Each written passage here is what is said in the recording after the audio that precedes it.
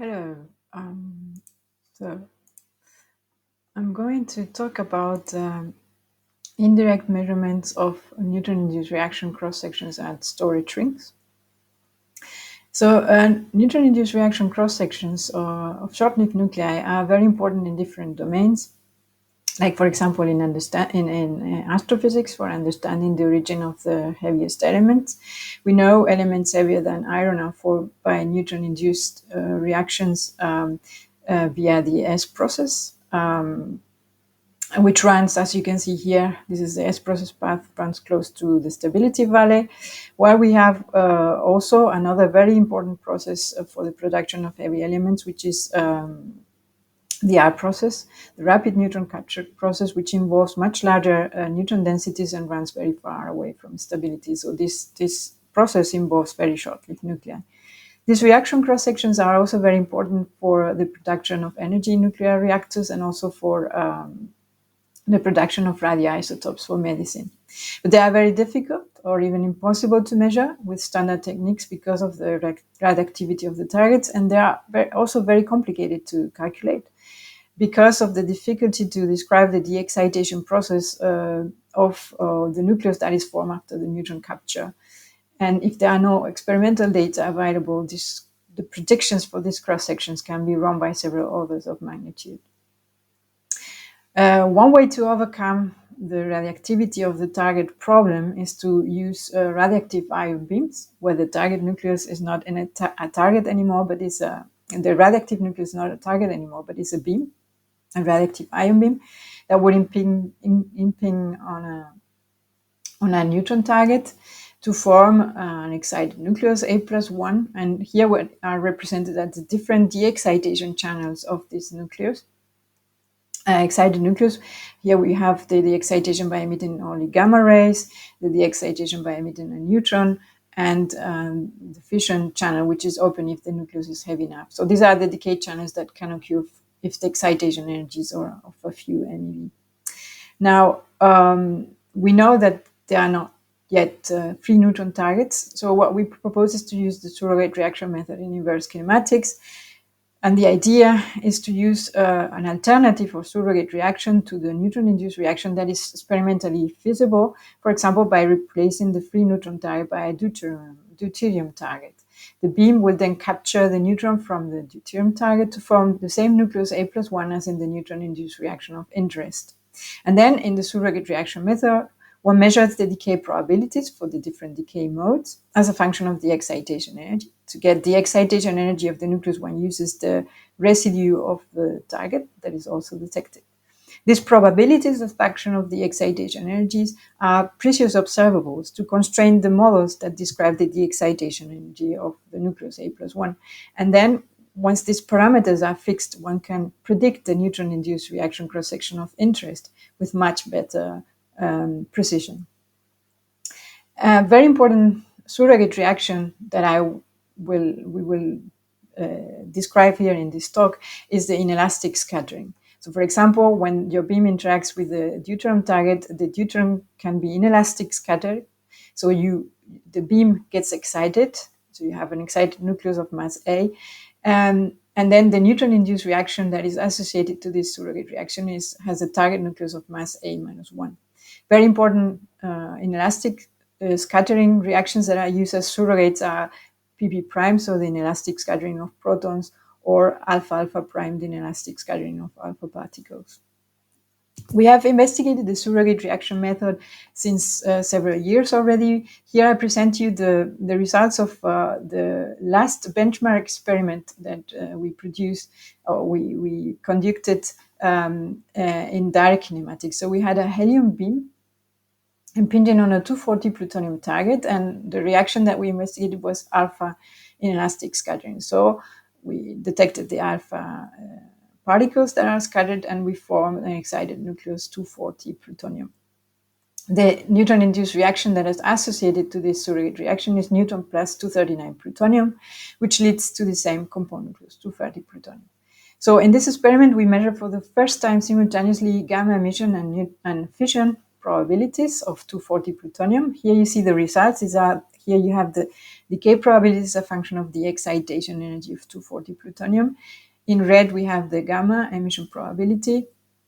In blue, you have the fission probability. And this dotted vertical line represents the neutron separation energy. So we see that at the lowest excitation energies, the gamma emission probability is 1, because this is the only decay channel that is open at these excitation energies. But as we increase the excitation energy, the gamma emission probability gets lower, it goes down, because fission sets in. The fission channel is open, and these two decay modes will compete. And the fission probability will increase with the excitation energies until it reaches the neutron separation energy, where it drops. And it drops because above the neutron separation energy, neutron emission is also possible. So now there are 3 decay modes that are competing. But below the neutron separation energy, we have only 2 decay channels that are possible, which are gamma emission and fission. And the sum of the two probabilities has to be equal to 1. And this is very well reproduced by our data. The sum of the two probabilities is represented here by the black dots. And you can see that the results in this region below the neutron separation energy are very well compatible with a total probability of 1. So this is a very stringent test of the experimental method to infer these decay probabilities. Now, then what we did is to use a Hausser-Feshbach calculation, where we left as free parameters key quantities like the fission barriers or level density parameters. And we fix these parameters by reproducing our probabilities. So here the full lines represent the Hausser-Feshbach calculations that best reproduce our data. Then we kept the values of these key parameters that we obtained with these Hausser-Feshbach calculations, and we calculated the neutron-induced reaction cross-sections of 239 plutonium. So here are the results. Here is the fission cross-section as a function of the neutron energy.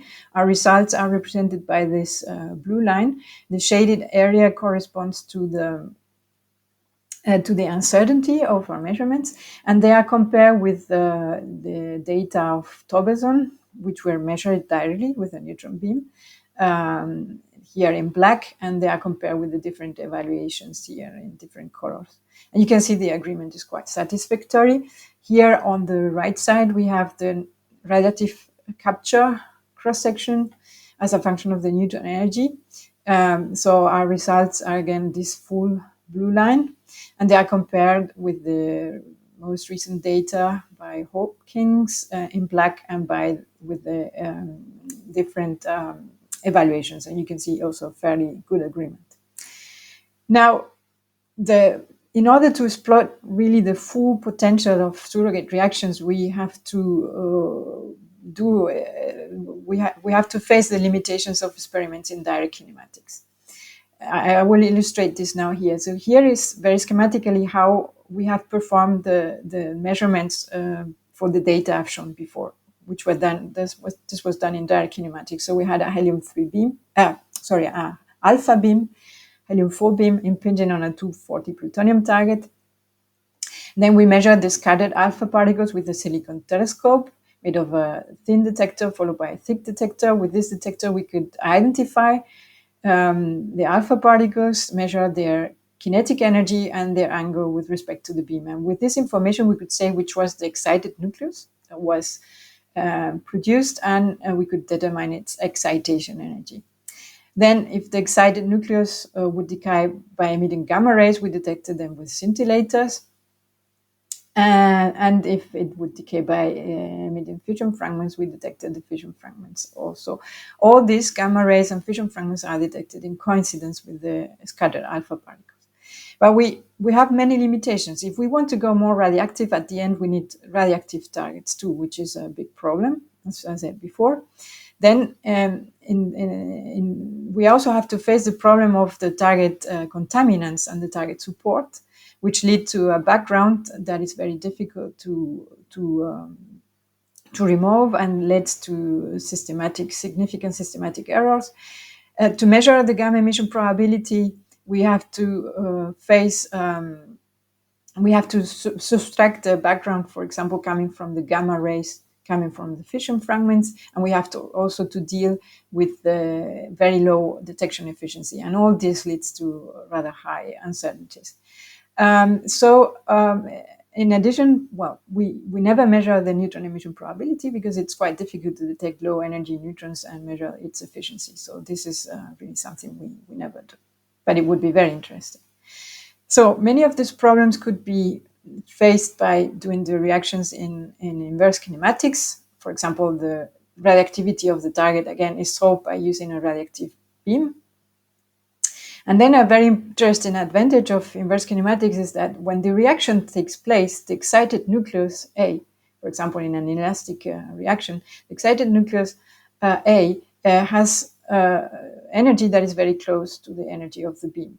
And so when it de-excites, for example, by emitting gamma rays or a neutron, the heavy residues produced after gamma emission or after neutron emission move also with an energy that is very close to the energy of the beam. And so now, in inverse kinematics, they can be detected, which is not the case in direct kinematics because these heavy residues are stopped in the target. And this is, you will see, is a huge advantage. But, okay, to measure these decay probabilities, we need a good excitation energy resolution of a few hundred keV, because these probabilities you have seen before, they change with excitation energy very fast. To get the excitation energy, we need to know very well the energy of the beam and the energy of the target residues and the angle between them at the vertex of the reaction. And this is quite complicated when one deals with heavy ion beams because they lose a lot of energy in the thick target, and they suffer a lot from a lot of struggling in energy and angle. So knowing these quantities accurately for heavy ion beams that have to interact with thick targets is very complicated. In addition, we don't want, as I said before, target contaminants and target windows because this creates backgrounds. So here's where storage rings come. Here you see the ESR storage ring, which is one of the rings of the GSI FAIR facility in Germany. A storage ring is an ensemble of beam pipes and essentially different electromagnetic devices, but essentially dipoles, magnetic dipoles, and they are arranged in a closed geometry. So one injects here ion beams into the ring, and the ion beams will revolve inside the ring. For the ion beams to revolve, one has to remove as much as possible the residual gas, because if the ion beams capture the electrons from the residual gas, then they move out from the nominal trajectory and they are lost. So one needs an incredibly good vacuum, extreme good vacuum, ultra high vacuum inside the ring to have the ions turning. But if one manages to have ultra high vacuum in such a big device, then it's possible to have your ions turning. At GSI, for example, you have fully stripped ions that are injected into the ring, and then the ring is used to decelerate the beam. It can be decelerated to energies of about 10 MeV per nucleon. So you have fully stripped ion beams at 10 MeV per nucleon revolving here with frequencies of about 1 megahertz. If you have your ions turning, you can apply electron cooling, which will improve enormously the quality of the beam. It will reduce the spread in energy, in momentum, so in angle, and it will reduce also enormously the spread in position of the beam. So after several passages, you have a beam with very good quality. In addition, at GSI, they are able to have gas jet targets in the ring, which is amazing because, of course, it's very difficult to have a gas jet in ultra high vacuum, but they manage.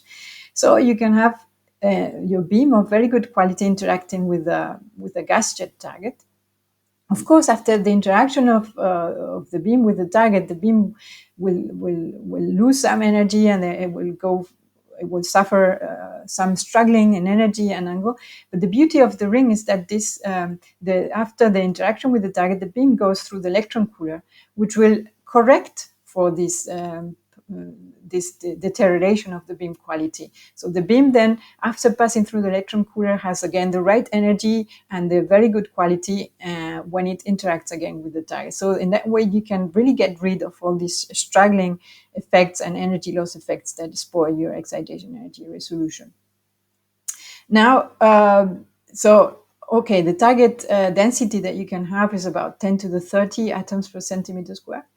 This is not enough for nuclear reactions to conduct nuclear reactions. But the beauty of the ring is that, remember, your ions are turning with about 1 megahertz here in the ring. So the effective target thickness is 1 million times larger.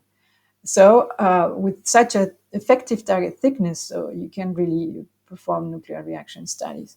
So at the end, all in all, you have a beam with a very high quality that is pure, that is fully stripped, that interacts with ultra-thin windowless targets. And this is really unique. This offers the perfect conditions to study these solar reactions. The challenge to face is that, of course, you have to place your detectors in ultra-high vacuum, and this is not simple at all.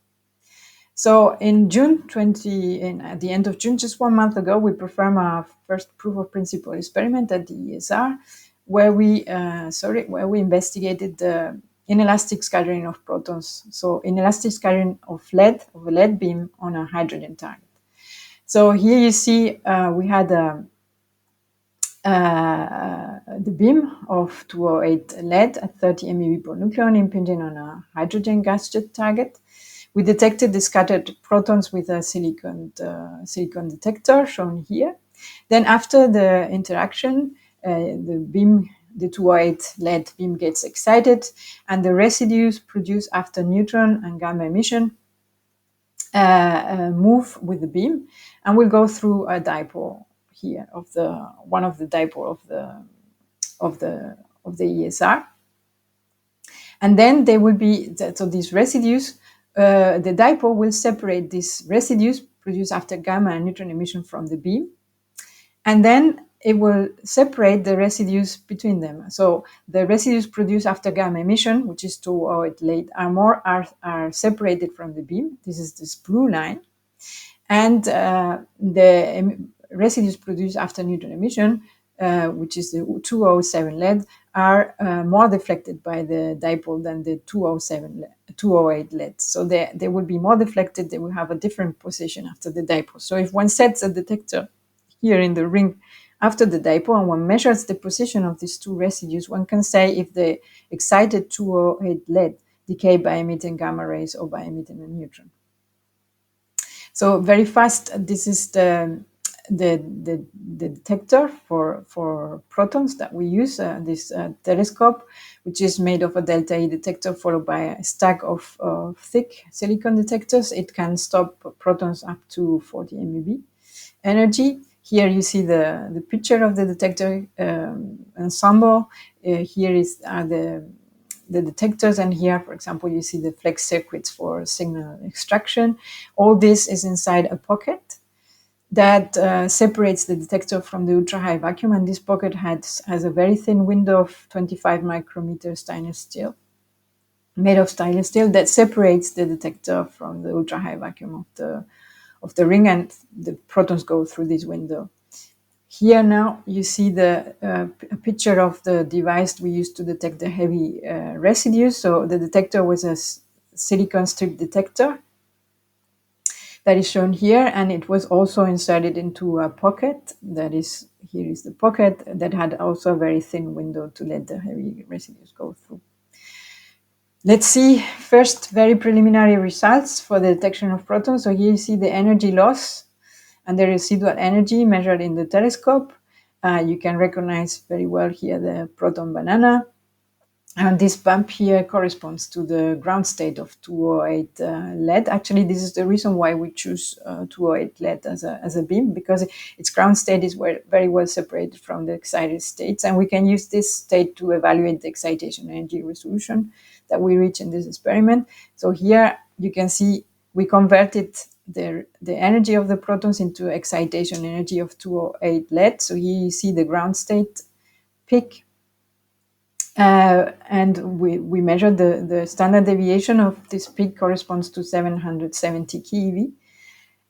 This is what we expected for this measurement, because we have this uncertainty, because here we use a target that has a rather large radius of 2.5 millimeters, and this leads to important uncertainty in the angle of the protons with respect to the beam. So Now, let's look at the detection of beam residues. So here, what we look at is for every proton that we detected, we looked at the heavy residue detector and look at what we got. And we got this spectrum here on the bottom bottom right, sorry. You can see that there are the two bumps that we expected. So here, this bump on the left, in this bump here, we have the residues, the 208 lead, that are produced after the emission of gamma rays. And in this bump here, we have the residues produced after neutron emission of 208 lead. So these are 207 lead nuclei that impinged antiposition in the detector. So you can see that there is a very, very nice separation of the two. And in addition, we detected these residues with an efficiency of 100%. There was full transmission through the ring and full detection efficiency, 100% detection efficiency. So this is a big, big step with respect to what can be done in direct kinematics. And this is just the conclusion. So mainly to say that surrogate reactions are really powerful to infer neutron-induced reaction cross-sections of short-lived nuclei. Storage rings are the best place to do these studies. We did a first proof of principle experiment at GSI fair that was very successful with some of the results I've shown you. For the perspectives is, of course, to analyze the data, to infer for the very first time simultaneously neutron and gamma emission probabilities. We would then apply the surrogate reaction method to infer neutron-induced cross-sections. In the future, we want to add a fission detection system to our setup to measure, in addition, the fission probability simultaneously to neutron and gamma emission probabilities. For this experiment, we will have a target radius of 0.5 millimeters, which will improve significantly the excitation energy resolution. And then in the longer term, we want to perform these measurements with radioactive ion beams. Thank you very much.